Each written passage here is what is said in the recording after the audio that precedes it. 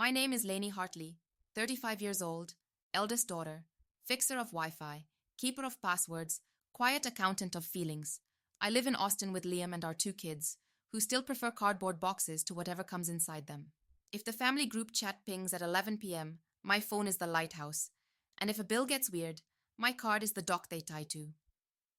Before we continue, please subscribe to the channel and tell us where you're listening from. Christmas Eve smells the same every year at my parents' house. Cinnamon spray and the burnt dust heat of a space heater that really shouldn't be near fake fur, but always is. The plastic angel leans on the top of the tree like even she's tired of balancing. Mom steps in front of me as I shrug off my coat and pats my sleeve like she owns the fabric. "Remember, sweetheart, no gifts this year," she says, her voice crisp as lozenges in a glass bowl. "I didn't bring anything," I answer, the truth fitting small and neat in my mouth. "Good," Dad adds from the recliner without looking up. "No pressure." Liam squeezes my hand. Our kids march in with the tin of cookies we labored over, blobs of icing and too many red sprinkles. A gingerbread man without a foot. Imperfect. Ours. The front door swings open like a stage cue. Jenna, my younger sister, golden since birth, floats in 20 minutes late, sunglasses perched on her head like she's walking off a runway no one else can see. Eric follows, camera already up, recording what will later become another highlight reel of their perfectly framed life. Their kids burst into the room like confetti. "All right, team," Jenna sings, clapping. "Present time." The sentence lands like a dropped plate. Present time. Mom shifts a throw pillow but doesn't move her mouth to object. "Let's not make a scene," she murmurs to me, her eyes already shiny for the performance. The first box tears open. iPhone. The second. VIP concert passes. The third. A gaming PC glowing like a nightclub. Dad actually stands, hands behind his back, admiring the gifts like a dealer assessing a perfect paint job. Mom presses her hand to her chest.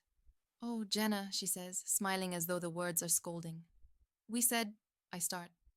"It's Christmas," Jenna sing-songs, like magic explains everything. My son glances at his sister, then at the iPhone box. His little brow furrows. "Too bright," he whispers, practical as always. "We can play with the box later, right?" My daughter hugs the cookie tin tighter, brave face wobbling. Something pulls tight under my ribs. Not anger yet. Something quieter. The room hums with vacuum noise. The tree lights click faintly, like they're breaking their own hearts. I look at Mom. "So the no gifts rule was—" "No one said you couldn't bring something small," she interrupts, tilting her head, eyes sliding down my sweater like I've broken some unspoken dress code. "Besides, your sister pays for so much during the year." A lie wrapped in a compliment ribbon. Eric laughs. "Don't be dramatic, Lainey. You know how sensitive you get." Dad smirks without meeting my eyes. "You're overreacting." There it is. The family's favorite verdict. Overreacting. As if reaction were the crime, not the act that begged for it. I glance at Liam. 10 years of unspoken language between us. His eyebrow says yes. The corner of his mouth waits. His whole face says, "Whatever you need, I'm here." I turn to the kids like it's an ordinary instruction. "Coats," I say gently. Mom steps forward. "You are not leaving, don't be silly." Jenna grins wide like this is a prank I've ruined by not laughing. "Stay, it's not that deep." The door opens. Cold air cuts through the cinnamon haze. I don't slam anything. Don't make a speech. I help my daughter slide her arm into her sleeve. My son sets the cookie tin down carefully, like glass. "Merry Christmas," I say to the room that loves the noise of itself. Outside, the night air tastes like truth, metallic, thin, bracing. We crunch down the steps. The sky looks like drier lint. Liam carries the tin. No one says a word. The car doors thunk shut like period marks. On the drive home, the kids watch darkness fold past the windows. Liam turns on the seat warmers. Quiet climbs into the car like a third child and buckles itself in. We pass the house with synchronized lights, the inflatable Santa bent on rebar knees. I keep my eyes steady, my breathing slow. Nights like this don't start from zero. They build, layer by layer, with 1,000 small yeses until there's no muscle left for no. My phone buzzes. Mum, you were rude. Dad, we were embarrassed.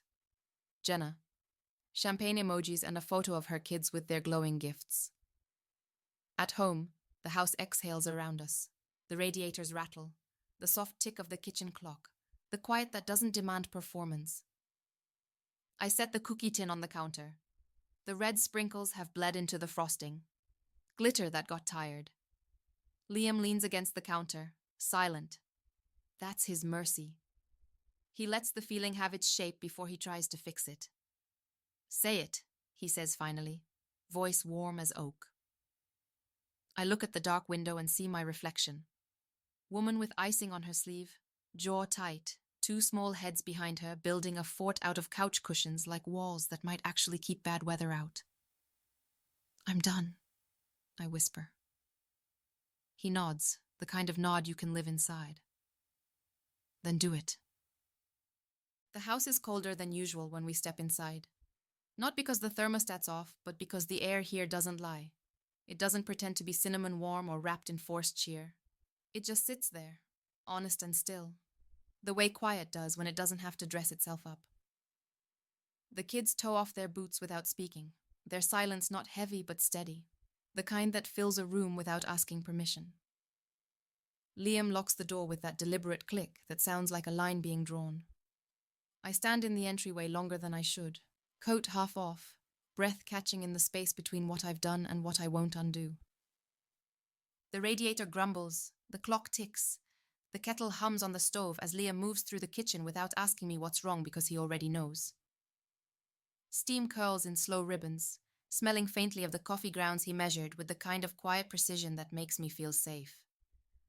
The house smells like crayons and detergent and faintly burned toast from breakfast. Real smells, not performance. It isn't joy exactly. It's mine. I sink onto the couch without arranging myself, legs tucked loosely, shoulders slumped the way they never are at my parents' house. The kids, practiced little builders of fortresses, pull down the cushions without a word, stacking them into a fort, the way they always do when the day has cracked open. My daughter smooths the blanket over the top like a roof. My son tests the corners like an engineer who trusts his own hands.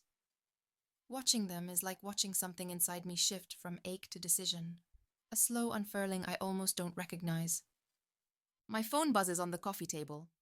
Mom, Lainey, this is embarrassing. Dad, we can talk in the morning. Jenna, chill.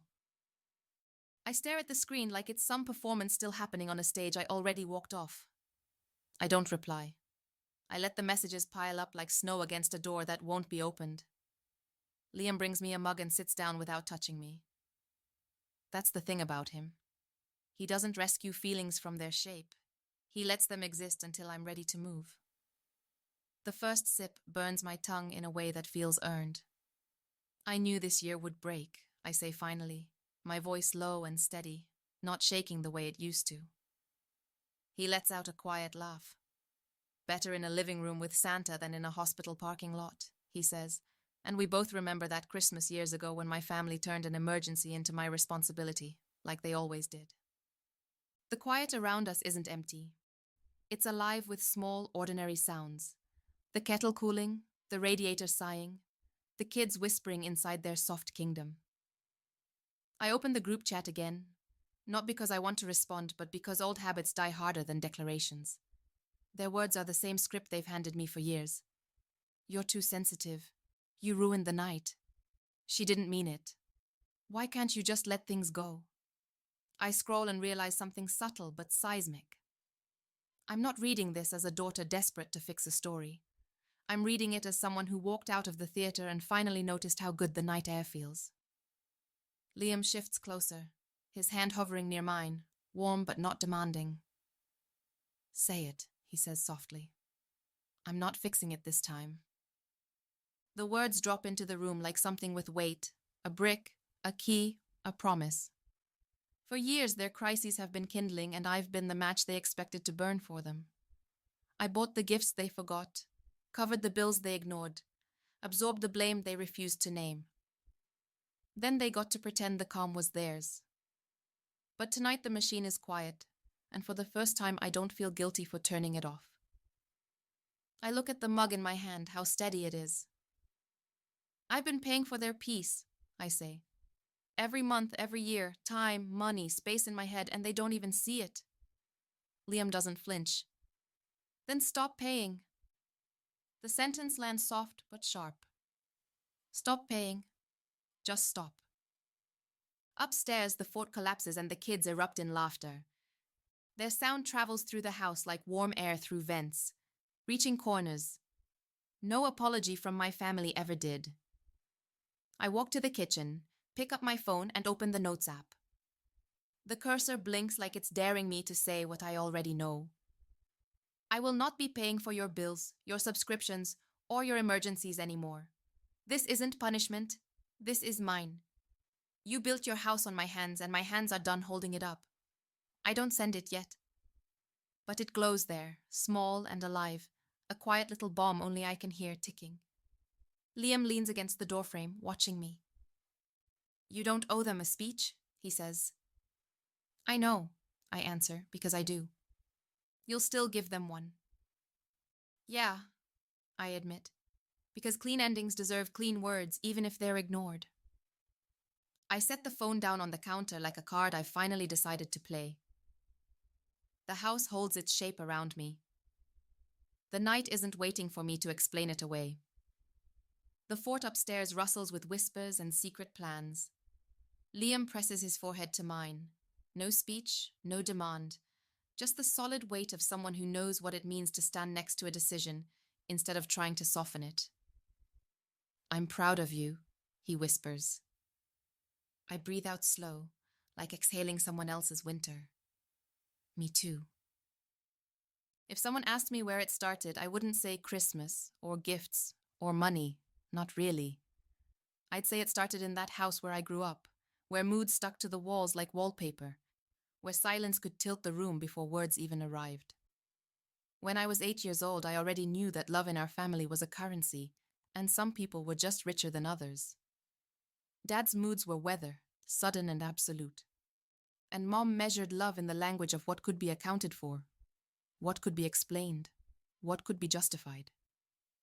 If the bills were paid, her smile lasted longer. If they weren't, the smallest mistake became an indictment.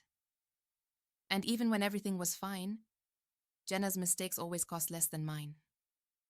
The first time I understood the scale wasn't even dramatic. I was 10, clutching my report card like a prize, straight A's in perfect columns, waiting for applause that never came. Jenna had a failing grade on her geometry quiz, a smudge of blue ink where she'd tried to fix it, and Mom sighed like the teacher had wronged her personally. When she turned to me, it was brisk and efficient. Of course I did well. Of course they expected it. Of course there was nothing to say. My achievements were invisible until they disappeared. Hers were a crisis everyone rushed to fix. By 17, I was working after school at a diner, saving tips in an envelope I kept taped under my desk, while Jenna borrowed my car because hers was in the shop, even though the car was mine to begin with. When she brought it back with a dent, Dad sighed and Mom said, "She's learning responsibility." When I asked how many times learning counted before it turned into accountability, they looked at me like I'd spoken in a foreign language. At 19, I co-signed a credit card for her because Mom said, "Families help each other." She maxed it out in 6 months. Neon purses, late fees, cash advances. When the bill came, Mom set it on the table in front of me like it had my name printed on it in invisible ink. "You two figure it out," she said. I did. I always did. When I met Liam, he once looked at me over a pile of spreadsheets and receipts and said, "You know you don't have to be the responsible one all the time." I laughed because I didn't understand it as a real sentence. Responsibility wasn't a role in my family. It was oxygen.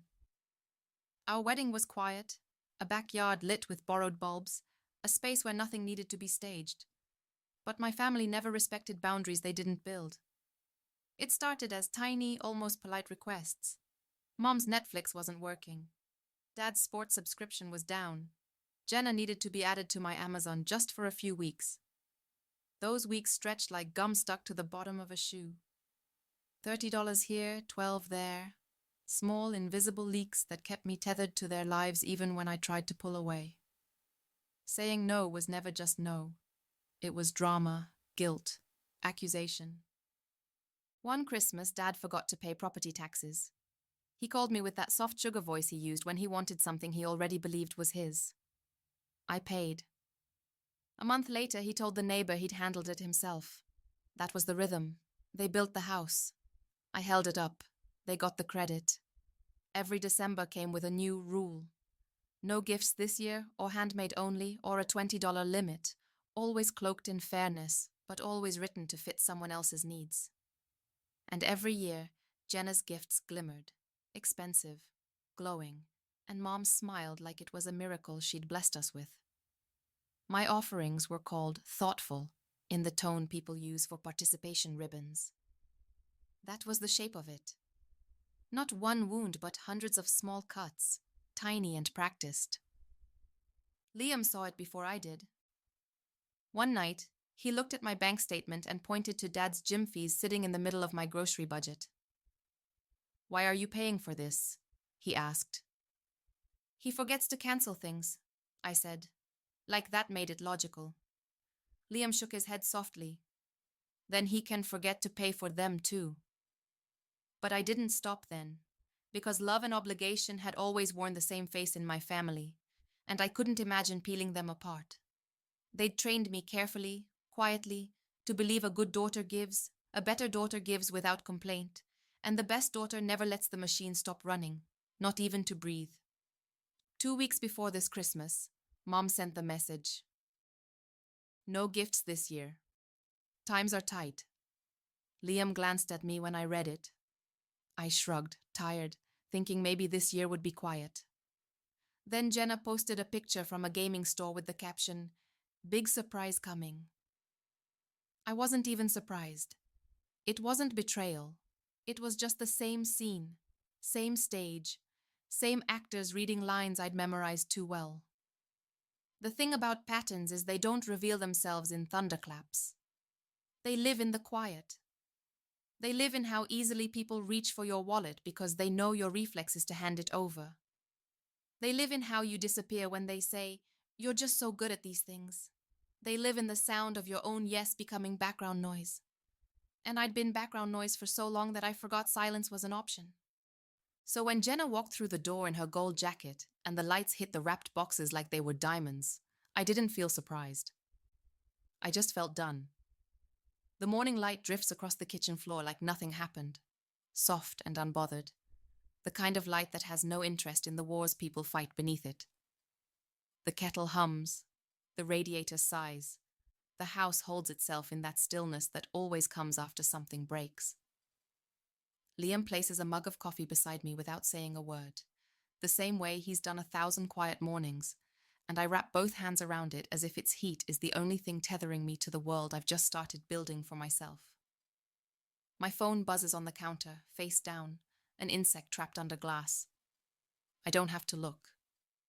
I already know the shape of their words. Mom first, then Dad, then Jenna. Guilt packaged in love. Accusation dressed like concern. A performance without an audience. Liam leans his hip against the counter, watching me with that steady gaze that never tries to pull me away from my decisions. "You ready?" he asks. I nod, not because I feel brave, but because I've spent my entire life preparing to be the girl who fixes everything, and today I am simply choosing to stop. I pick up my phone and open the banking app. Cheerful icons, bright colors, all pretending that debt and obligation are just neat little boxes that can be rearranged. But I see it for what it is. The quiet map of every place I have been holding up other people's weight. Netflix family, Amazon Prime household, ESPN plus Dad, Jenna's cloud storage, the extra line on the phone plan, the invisible spine of someone else's comfort. I tap the first subscription. Cancel. A polite confirmation bubble pops up, as if this isn't a decade's worth of unspoken expectation being cut clean. Another tap. Gone. One by one, I move down the list. It doesn't make a sound, but it feels like taking back air. My fingers don't shake. I'm calm in that quiet, final way that comes after a storm has already chosen its direction. Buzz, buzz, buzz. Dad, put it back. Mom, this is humiliating. Jenna, wow. It's Christmas. Power trip much? Eric, the boys can't even watch anything now. I mute the thread without reading the rest. Their panic isn't mine to carry anymore. Liam slides the small notebook we keep for bills across the counter.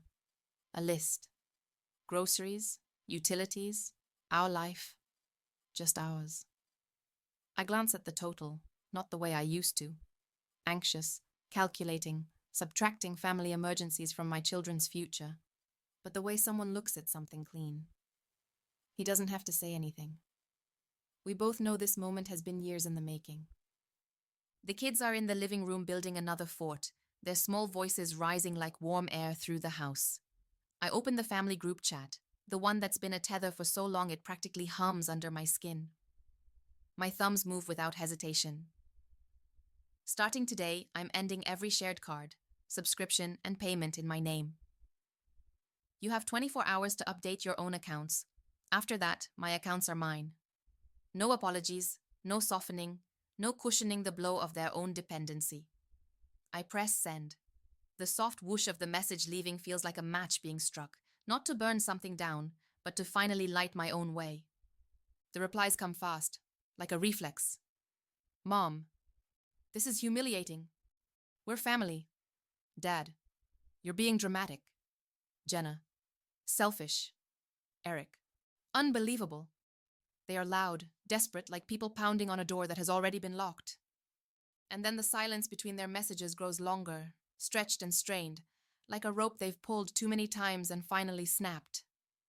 An hour later, there's a knock at the door. It isn't angry. It's deliberate. When I open it, my parents are standing on the porch with Jenna and Eric hovering behind them, their expressions rehearsed, their posture the same one they use whenever they're about to turn guilt into theater. Mom starts with a small tremble in her voice, the way she always does when she wants me to believe I'm breaking something sacred. Lainey, she says softly, it's Christmas. Dad folds his arms, leans into the weight of his silence, waiting for me to crack first. Jenna doesn't wait. You're making a fool of us. I keep my hand on the doorframe. The cold air creeps in behind them, sharp and clean. No, I say, my voice steady in a way it's never been in their house. I'm just done. Mom blinks like she didn't rehearse for that answer. We're family, she tries again, a script she's relied on like gravity. Family doesn't just cut each other off. I almost laugh. Family doesn't keep a running tab under someone else's name either. For a long moment, no one speaks. Jenna looks away first, her lips pressed into that thin little smile she uses when she's losing control of the room. Dad mutters something under his breath that I don't even bother to catch. I'm not holding their noise anymore. Mom's voice cracks, fragile. You'll regret this. I shake my head slowly. No, I'll finally breathe. They leave without slamming the door, but the weight of their exit is loud anyway. I close the door and press my back against it. The house doesn't feel heavier. It feels bigger. Liam steps out of the kitchen. No questions, no performance. Just him, steady as always. He wraps his arms around me from behind, chin resting on my shoulder. You okay? He whispers. I think about it, not the way people answer out of habit, but the way someone checks the inside of their own chest. Yeah, I say softly. I really am. The group chat pings again, then again, a chorus of familiar noise trying to crawl its way back in. I swipe and delete the thread. The silence that follows isn't empty. It's clean. A few minutes later, a single new message appears. From Aunt Claire. Good for you, Lainey. Then Rachel, my half-sister, someone who's lived on the edges of these family storms longer than anyone. Took me 5 years to do the same. Best thing I ever did. The quiet cracks open just enough to let in something warm. Liam turns off the kitchen light and the house settles into its own heartbeat. The kids are still under their fort, a crooked little castle of pillows and blanket roofs, laughing about something only they understand. I sit on the floor with them, letting their laughter fill the spaces that used to be occupied by the constant noise of other people's demands. It isn't triumphant. It isn't cinematic. It's just real. Later, I stand at the window, tea in my hands, watching the neighborhood lights blink against the dark. The wind pushes softly against the glass, like the world is moving on without needing me to hold it up. Liam wraps a blanket around my shoulders, rests his chin on top of my head. What happens now? He asks. I exhale slowly. We keep it this way. The messages keep trickling in that night, thin and bitter. Dad trying to play logic. Mom trying to play wounded. Jenna trying to play queen of the story. But none of it finds purchase anymore. I'm not the wall holding their noise. I'm not the one keeping their house upright. I'm just me. When I finally silence the last notification, the room doesn't feel quiet like something is missing. It feels quiet like something is finally whole. I look at my reflection in the window, a woman not waiting for permission to choose herself. And I whisper the words I've carried my whole life without ever saying out loud. You don't owe anyone your breath just because they got used to breathing it. The night presses close, but it doesn't swallow me. It holds me, and this time it's mine.